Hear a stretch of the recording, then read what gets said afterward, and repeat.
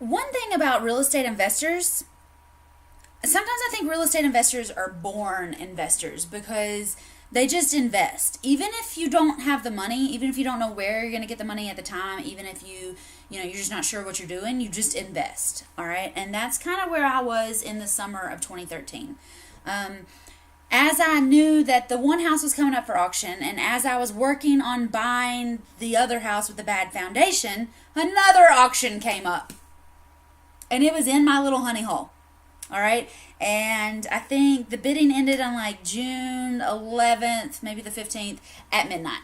And there was this piece of a half-acre piece of industrial land in the city of Knoxville. And I put in my final bid offer at $1,500. And I went to bed, woke up the next morning, I had an email from Pow Auction. It was like, congratulations, you won lot number, whatever, blah, blah, blah, blah, blah. Your final bid was $1,500. Yay, congratulations. And I was like, I bought land in my sleep. That's pretty cool. I wonder if I could make money in my sleep. Okay, so since at this point I'd only bought that land last December of 12, so now I'd bought another piece of land at an auction. And so I called Justin at Powell Auction, the same guy that had been putting the sign up for the other auction that was about to happen. I called him and I was like, hey, I won. When do I need to bring you a check? And he was like, oh, we'll set up closing, whatever. And I was like, oh, yeah, that's how we do this. We can't just go get it right now. He was like, no, we can't just go get it right now.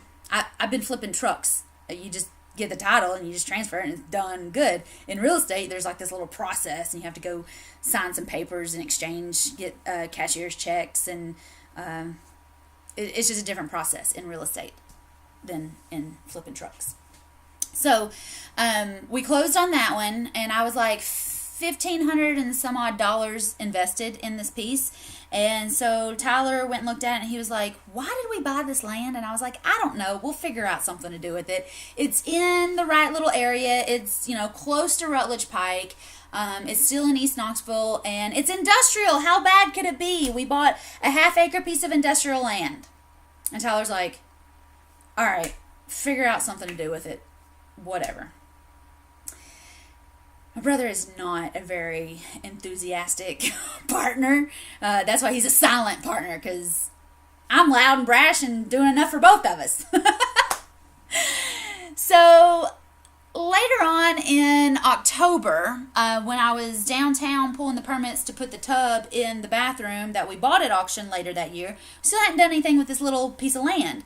So I'm talking and flirting with the codes inspectors and, just kind of telling them, oh yeah, I bought this other piece over on Prosser Road earlier this summer. You know anything about that? And they were like, actually, you didn't just buy that little half acre. You also got part of the driveway. And I was like, driveway? Like my neighbor's driveway? And he was like, no, that's your driveway too. And I was like, what? I don't understand. How could I have got this driveway?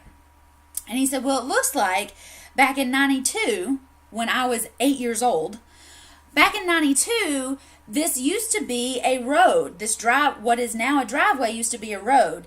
And since there was just this vacant piece that you just bought, and then your neighbor was a vacant piece back then in 92 anyway, and there wasn't anything back there, the city decided that they would just not make that a road anymore, and they would make it a driveway, and they would just cut it straight down the middle.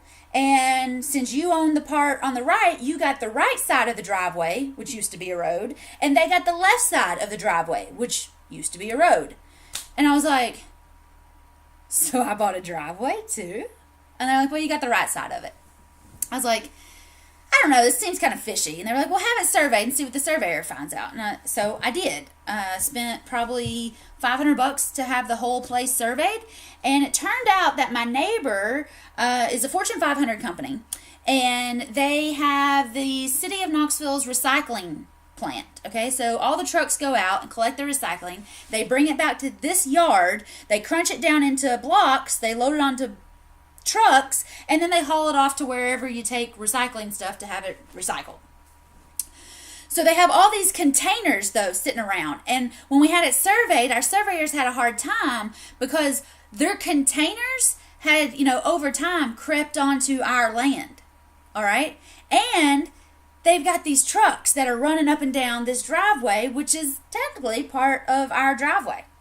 So I, called up this Fortune 500 company, set up an appointment, walked in, shook the guy's hand, and I was like, hey, so I want to talk to you about this lot that you got over on Prosser Road.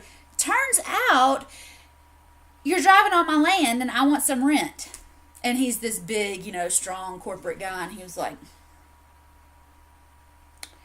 no, little real estate girl, that can't be possible.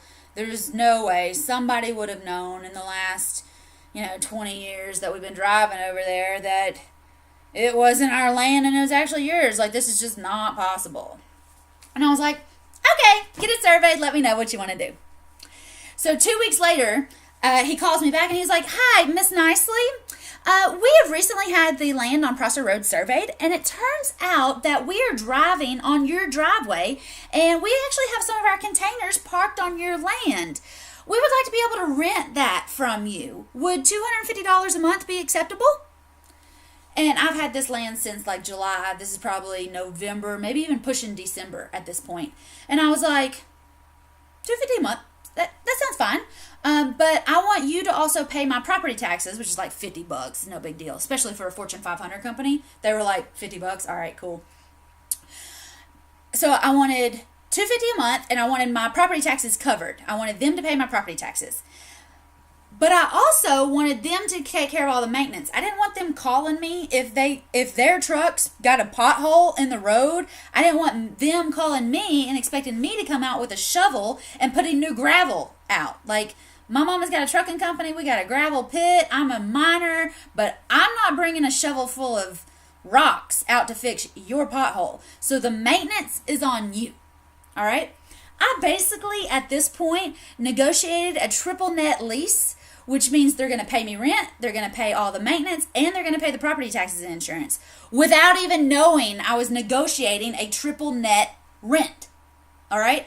I didn't know what I was doing. I was just going with it. All right? Keep going. That's my motto. Keep going. So I presented that back to them. $250 a month, property taxes, and maintenance, all on them. And they were like, okay, yeah, that sounds fine.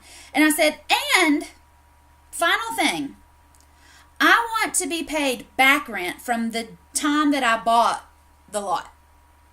And they were like, okay. Because it's a Fortune 500 company and I was asking for $250 a month. But they ended up paying me 6 months. By the time this went through everything it needed to go through, they paid me 6 months rent. Which, if you're good at math, $250 times 6... I'll pause. Yeah, it's exactly my initial investment back. All right? So 6 months after I had this land, I had all of my money back, and I had $250 a month coming in my account like clockwork every month for like the next 20 years, or until people decide they're not going to recycle anymore. So for the rest of my life, $250 a month. And we've had that since 2013. $250 a month. And $250 a month isn't really going to change anybody's life, but $250 a month was the first time that I really saw the light at the end of the tunnel with real estate. All right? This is land that has no overhead. Everybody's worried, what if somebody punches a hole in my sheetrock? Well, there's no sheetrock. All right? What if something happens? Well, what's going to happen? It's trees and grass. Okay? I get so tired of people saying, well, money doesn't grow on trees, Whitney. That is false. Okay? Because if you own the land and you own the trees and people rent it from you, money comes from those trees. All right? Money does grow on trees if you own the land. All right? So buy as much as you can, as often as you can, and then money will literally grow on trees. You don't have to go to work for it. This is $250 a month that comes in every month without me having to go do anything for it. All right? And $250 a month may be enough for me to go get my hair and nails done every month without having to pay for it. $250 a month could maybe make somebody's car payment for them. If you had an extra $250 a month that came in that you didn't have to go work for, you could put that as a lump every month onto your mortgage and you'd pay your house off like 10 years sooner. $250 a month doesn't sound like a lot, but $250 a month could change your life. And if you were getting that $250 a month, what if you didn't spend it? And at the end of 10 months, you had $2,500. But at the end of 12 months, you had $3,000. If you can buy a half-acre piece of land for $1,500, surely you could buy a full acre of land for $3,000. And this is money that you've already got free and clear. It's coming at you. All right? So every year, you get $3,000 that you can go buy more land. And if you can get $250 a month off a half-acre piece of land, off a driveway, what if you could get $500 a month off a full acre?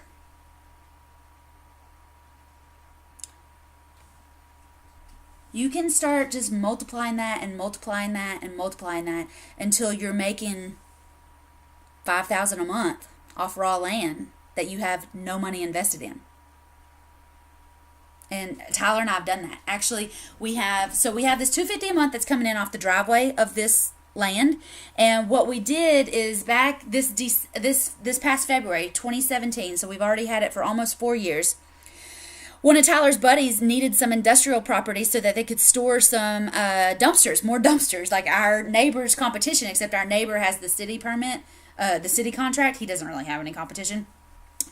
But one of my brother's friends, one of Tyler's friends, is a dumpster contractor. So when people flip houses, they need dumpsters in the driveways so they can put all the trash in it and then get it hauled off. Well, when this guy's dumpsters aren't on job sites, he's got to store them somewhere.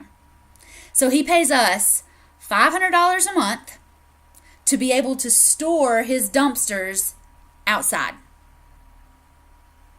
So we get $250 a month from the driveway, we get $500 a month from the land, and that's on property that we own free and clear.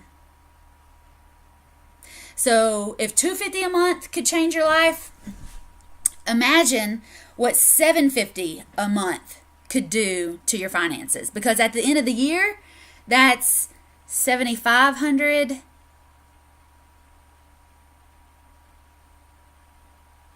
What is that? 75 and another 15. That's $9,000 a year. What can you buy with $9,000 a year? That would probably be a really good Christmas for you every year. That would be a vacation fund for you every year. That would be your flipping fund every year. You could take that $9,000 and after 3 years, you'd have, $30,000, and you can go buy a house with that and then rent a house. You need to take the small chunks, the small investments, and learn how to multiply them and grow them.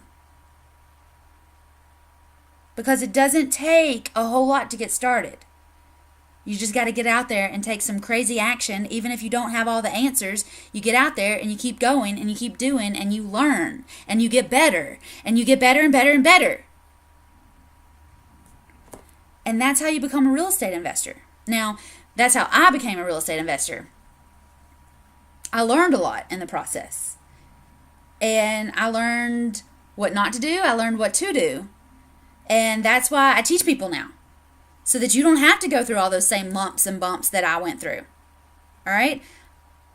I've got a lot of negotiating. I've got a lot of practice. I've got a lot of, things that I've learned to do that you can kind of skip that learning curve and just go straight for the money. I've got things that can show you, how do you find a honey hole? How do you know what's going to be a good investment? How do you know how much to spend? How do you find these deals? How do you talk to these sellers? That's what I teach people how to do. So, there's my first 4 deals. The first 4 deals I did pay cash for. I bought them at auction. I bought one from a for sale by owner. I learned a lot, but I was broke. I bought 4 pieces of property, 2 houses and 2 pieces of land, and I could not squeeze a penny out of anything. All my couch cushions had been turned upside down. I had literally put my entire life savings and my brother's life savings into real estate, and I still didn't have a plan on how we were going to get it back. That's when lease options came in. That's when I really got started in lease options. So I'll tell you more about the lease options now.